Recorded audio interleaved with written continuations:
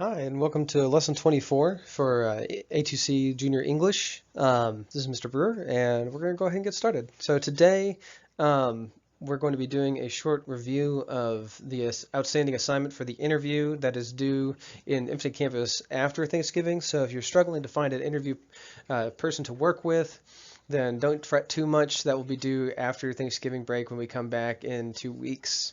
So that'll be due at the beginning of December. Just kind of FYI, I'm not going to count that against you until December. We're going to be talking a little bit about, we're going to be reading a short science fiction horror story today, and we're going to be doing an extra credit opportunity using that short horror story. Excuse me. And then we're also going to be using some space to complete the extra credit informational assignment that I gave you on the 16th and 17th this week. All right. Just a quick reminder, Thursday this week, November 19th, is the end of the grading period, so it's a good time to be working on makeup work and turning in stuff that's outstanding or missing. Now is the time to get some stuff turned in. Your only assignment this week was the audio reflection on redlining in Louisville from Monday and Tuesday. After I got some good feedback from students, I also added another extra credit assignment today and tomorrow for Thursday and Friday that is tied to the short science fiction story that we're going to be reading during this lesson. So that will be posted as well. All right, learning targets for today. Our writing learning target is we're going to review the outline assignment for the second essay this year. This means we can complete the essay process using all four parts: the outline, rough draft, peer review, and final draft.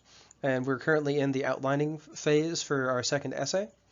The rough draft will be due after Thanksgiving break along with this interview, so you have some time to be working on that stuff. Literature, we're going to read a short horror story, a short science fiction horror story, and annotate it for figurative language. That is for extra credit.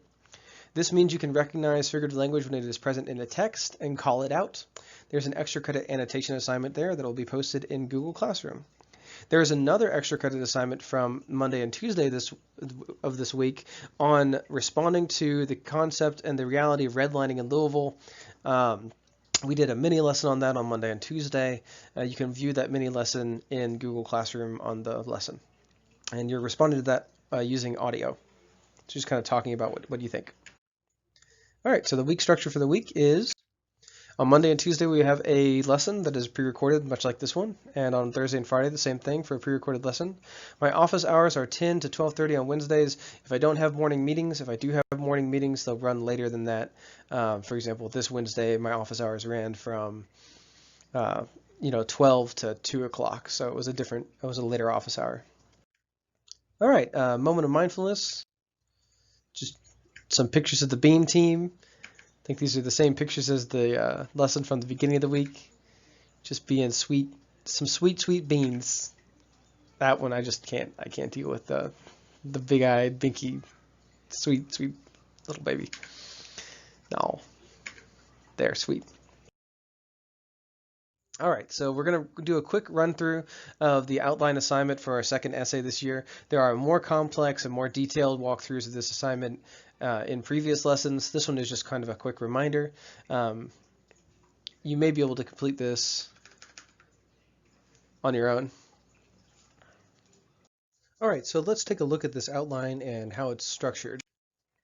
Before we get into the outline, just a quick reminder that what we're working towards is your final draft, which will be graded using this exact rubric and the language on this rubric. If you're completing your outline and you're doing a rough draft, then you're more likely to be scoring a 3 or 4 on all of these. If you do a rough draft, it's going to help you a lot in the language and conventions scoring a 3 and a 4 because I'll be able to give you some feedback and help you with editing. If you do the outline, it's going to help you a ton in the purpose, focus, idea development, and structure. So just kind of keep this in mind while you're working through the multiple parts of these essays. I know that we would all just rather sit down and write a 5-paragraph essay and be done with it. I know that there's this temptation to just do it quickly and not go through the full writing process. I understand that. I was a habitual last-minute final draft writer who rarely used any of this structure. because of that, I had to learn how to do all of this in college. I was able to squeak through high school just doing final drafts, but this is a skill that I had to pick up in college that I think you'd be better off picking up now, um, which is part of why we're doing all 4 steps. And the other part is JCTC requires us to have all 4 steps and evidence of that. Anyways, if you're doing your outline, you're going to be set up for a lot of success on this rubric when we're finished with the essay. I won't walk you through the rubric again. It is linked in the outline assignment, though, if you'd want to look at it, along with a sample interview and notes, and even a sample essay, if you want to see what these essays might look like when you're done. This outline asks you to copy-paste your 6 interview questions from the assignment on 1107 and put the notes and response you get from your interviewee in here as well. If you're asked to structure your thesis statement the same way we did the This I Believe thesis statements with 4 parts. You have a claim or your first thesis topic statement.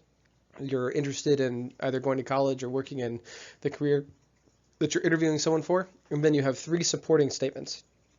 The example I have here is coding. You're going to go ahead and place that completed statement in sentence form in the first box. In the second box, you're going to be giving some interesting facts about your chosen college or career that you're interviewing someone on. You might reach out to somebody before you start the interview and ask them where they went to school and just choose that based on availability of people to talk to. If you have an older sibling or a parent or guardian who is easily accessible, you might choose them to interview for this, even if they don't have direct connection to your chosen career. If you're having a really hard time finding interviews, the goal of this is to be a useful assignment to help you move towards college and career.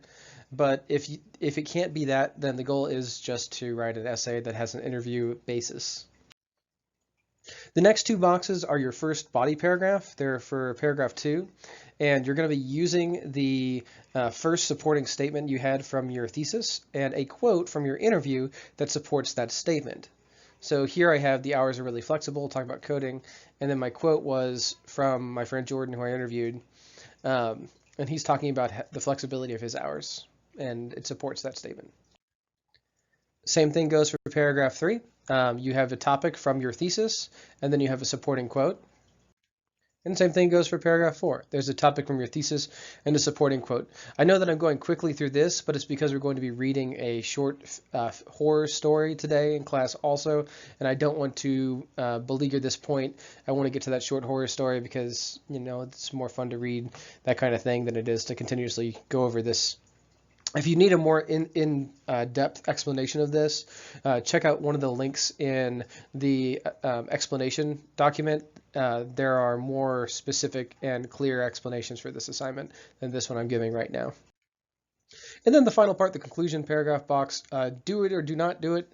I will not count off if you do not do the conclusion paragraph box, simply because I think it's easier to write conclusions while writing a rough draft. But if you'd like to use this space and you want to get everything down, you can too. And I'll just be like, cool, you did use this space. That's neat. Good on you.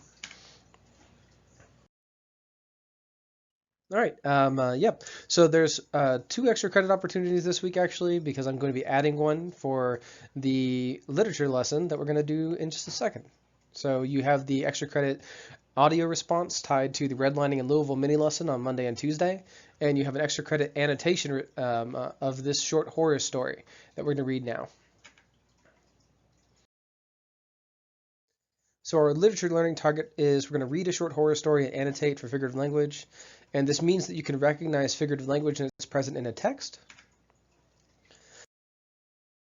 Just a quick reminder what figurative language is. So we're looking specifically for simile, metaphor, personification, maybe a little bit of apostrophe. And we're also looking for the literary devices, alliteration, and repetition. So as we read for the first part of this, I'm going to point out figurative language in red and literary devices in blue. You can annotate along with me for extra credit and just kind of work along as I read and get this extra credit just by virtue of taking part in the class today and annotating as we read together. Or you can do this entirely on your own. That's fine too, and find your own annotations because there are plenty. We'll be reading There Will Come Soft Rains by Ray Bradbury. There's a link to it in the Google Classroom assignment, as well as in this document right here. All right, so this is There Will Come Soft Rains by Ray Bradbury.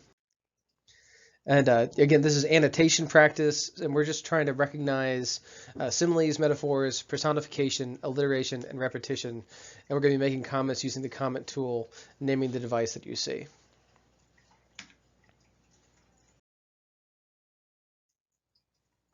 Oh, yes. And to complete the assignment, you will need to have 10 annotations for full credit. So 10 total.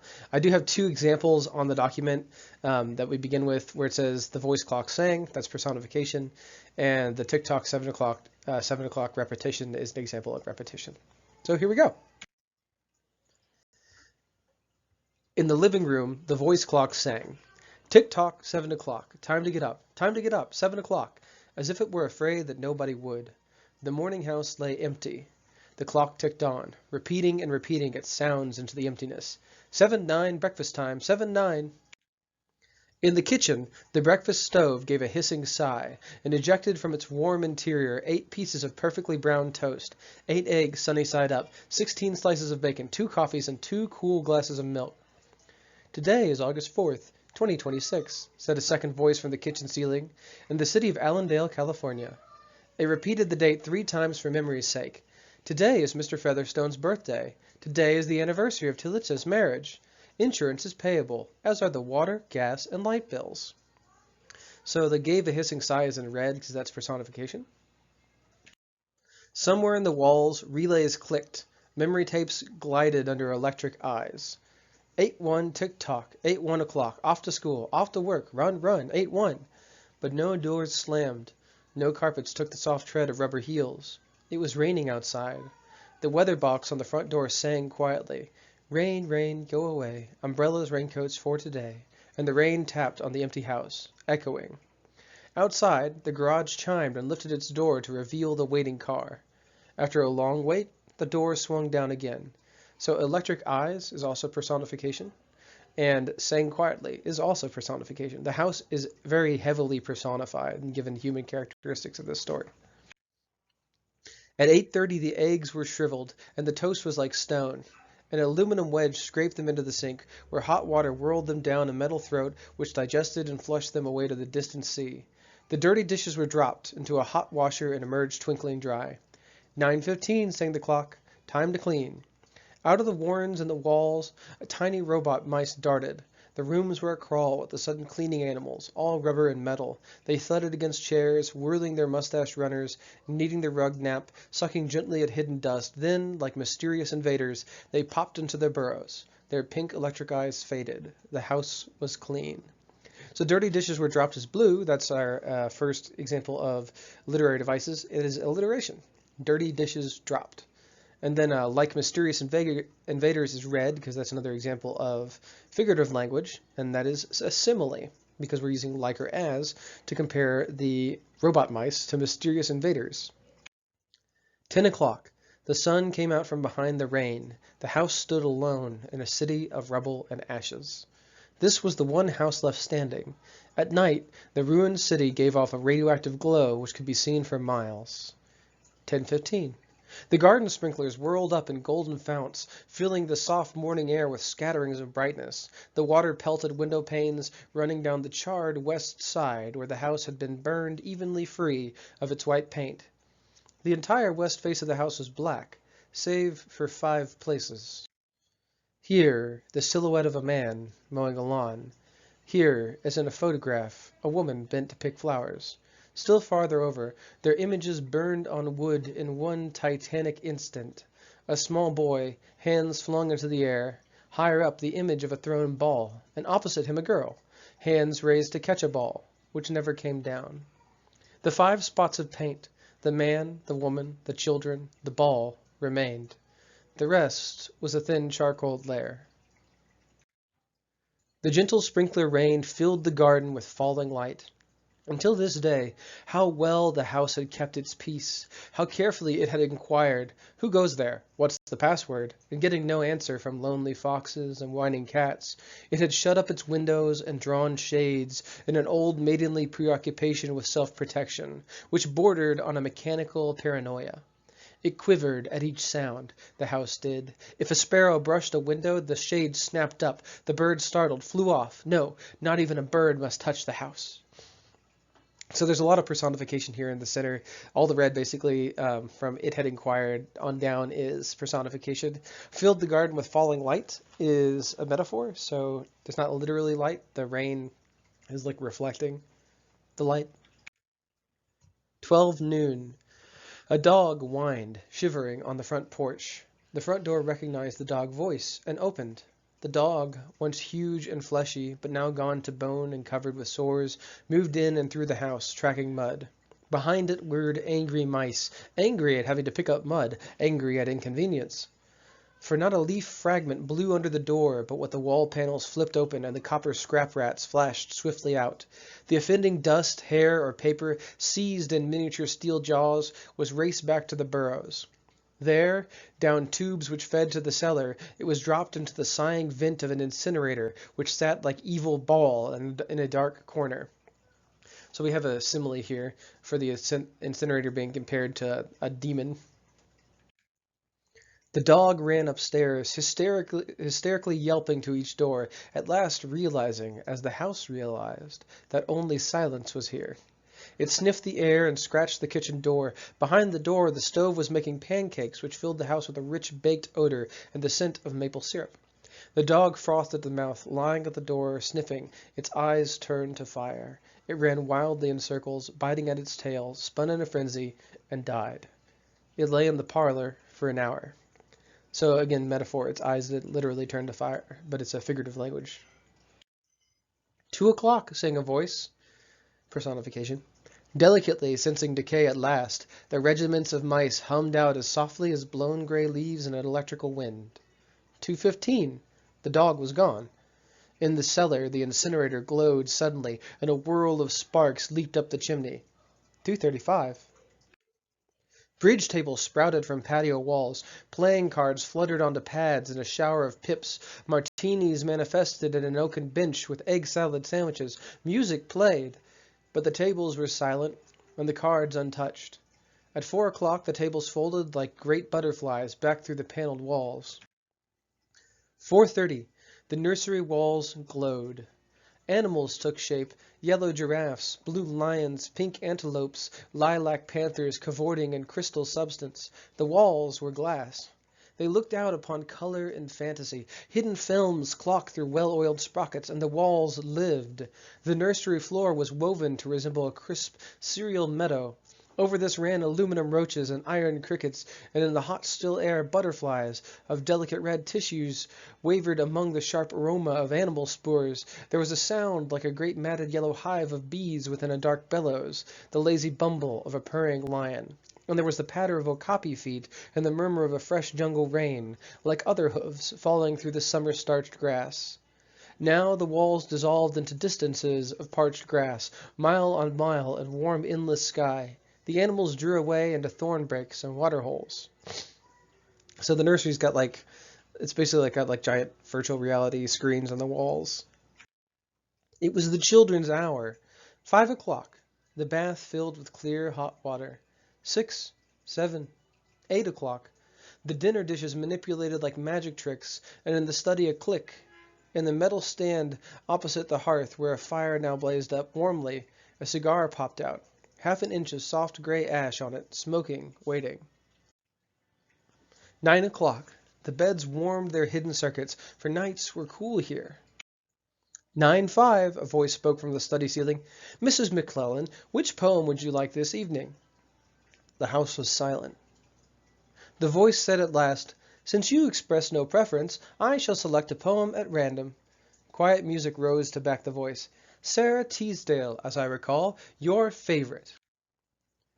There will come soft rains, and the smell of the ground, and swallows circling with their shimmering sound, and frogs in the pools singing at night, and wild plum trees and tremulous white. Robins will wear their feathery fire, whistling their whims on a low fence wire, and not one will know of the war, not one will care at last when it is done, not one would mind what neither bird nor tree if mankind perished utterly. And spring herself, when she woke at dawn, would scarcely know that we were gone. The fire burned in the stone hearth, and the cigar fell away into a mound of quiet ash on its tray. The empty chairs faced each other between the silent walls, and the music played. At 10 o'clock the house began to die. The wind blew. A falling tree bough crashed through the kitchen window. Cleaning solvent, bottled, shattered over the stove. The room was ablaze in an instant. "Fire!" screamed a voice. The house lights flashed. Water pumps shot water from the ceilings. But the solvent spread on the linoleum, licking, eating under the kitchen door, while the voices took it up in chorus. "Fire! Fire! Fire!" So that's personification. The solvent's not like literally eating stuff. The house tried to save itself. Doors sprang tightly shut, but the windows were broken by the heat, and the wind blew and sucked open the fire. The house gave ground as the fire and 10 billion angry sparks moved with flaming ease from room to room and then up the stairs, while scurrying water rats squeaked from the walls, pistoled their water, and ran for more, and the wall sprays let down showers of mechanical rain. But too late. Somewhere, sighing, a pump shrugged to a stop. The quenching rain ceased. The reserve water supply, which had filled baths and washed dishes for many quiet days, was gone. The fire crackled up the stairs. It fed upon Picassos and Matisses in the upper halls, like delicacies, baking off the oily flesh, tenderly crisping the canvases into black shavings. Now the fire lay in beds, stood in windows, changed the colors of drapes. And then reinforcements. From attic trap doors, blind robot faces peered down with faucet mouths, gushing green chemical. The fire backed off, as even an elephant must at the sight of a dead snake. Now there were 20 snakes whipping over the floor, killing the fire with cold, clear venom of green froth. But the fire was clever. It had sent flame outside the house, up through the attic, to the pumps there. An explosion. The attic brain which directed the pumps was shattered into bronze shrapnel on the beams. The fire rushed back into every closet and felt of the clothes hung there. The house shuddered, oak bone on bone, its bared skeleton cringing from the heat, its wire, its nerves revealed as if a surgeon had torn the skin off to let the red veins and capillaries quiver in the scalded air. "Help! Help! Fire! Run! Run!" Heat snapped mirrors like the first brittle winter ice, and the voices wailed, "Fire! Fire! Run! Run!" like a tragic nursery rhyme, a dozen voices, high, low, like children dying in a forest, alone, alone. And the voices fading as the wires popped their sheathings like hot chestnuts. 1, 2, 3, 4, 5 voices died. In the nursery the jungle burned. Blue lions roared, purple giraffes bounded off. The panthers ran in circles, changing color, and 10 million animals running before the fire vanished off toward a distant steaming river. 10 more voices died. In the last instant, under the fire avalanche, other choruses, oblivious, could be heard announcing the time, cutting the lawn by remote control mower, or setting an umbrella frantically in and out, the slamming and opening front door. 1,000 things happened. Like a clock shop, when each clock strikes the hour insanely before or after the other, a scene of maniac confusion, yet unity, singing, screaming, a few last cleaning mice darting bravely out to carry the horrid ashes away. And one voice, with sublime disregard for the situation, read poetry aloud in the fiery study, until all the film spools burned, until all the wires withered and the circuits cracked. The fire burst the house and let it slam flat down, puffing out skirts of spark and smoke. In the kitchen, an instant before the rain of fire and timber, the stove could be seen making breakfast at a psychopathic rate, 10 dozen eggs, 6 loaves of toast, 20 dozen bacon strips, which, eaten by the fire, started the stove working again, hysterically hissing. The crash. The attic smashed into the kitchen and the parlor into the cellar into the sub-cellar. Deep freeze armchair, film tapes, circuits, beds, and all like little skeletons thrown into a cluttered mound deep under. Smoke and silence. A great quantity of smoke. Dawn showed faintly in the east among the ruins. One mall stood alone. Within the wall, a last voice said, over and over again and again, even as the sun rose to shine upon the heaped rubble and steam. Today is August 5th, 2026. Today is August 5th, 2026. Today is... All right. This is a creepy story. So that's a short science fiction horror story. We'll do a couple other short horror stories for these skill lessons. So your goal here is to highlight examples of simile, metaphor, personification in there. I stopped highlighting about halfway through, so there's some work for you to do at the end. I think you might be able to get 10 out of the ones that I did highlight for you. All you got to do is correctly tell which type of figurative language they are in your comments on the assignment, and you can get that extra credit.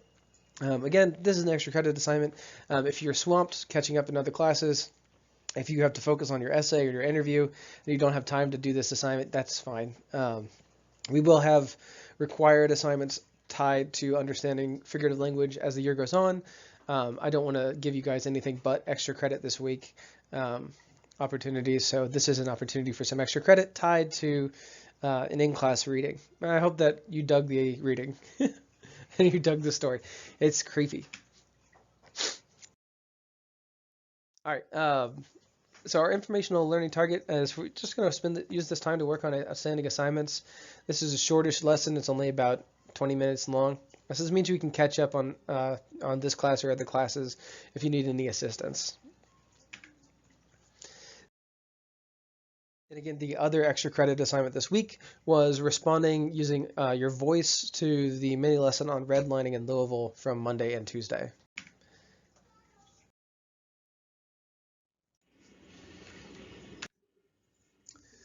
All right, so that's our work for this week. Thank you for listening. Thank you for working. I really hope that you're not stressing too hard about the end of the grading period. If you are, please do log in. I can give you specific guidance on how to get to the grade that you want to have so you don't have to stress.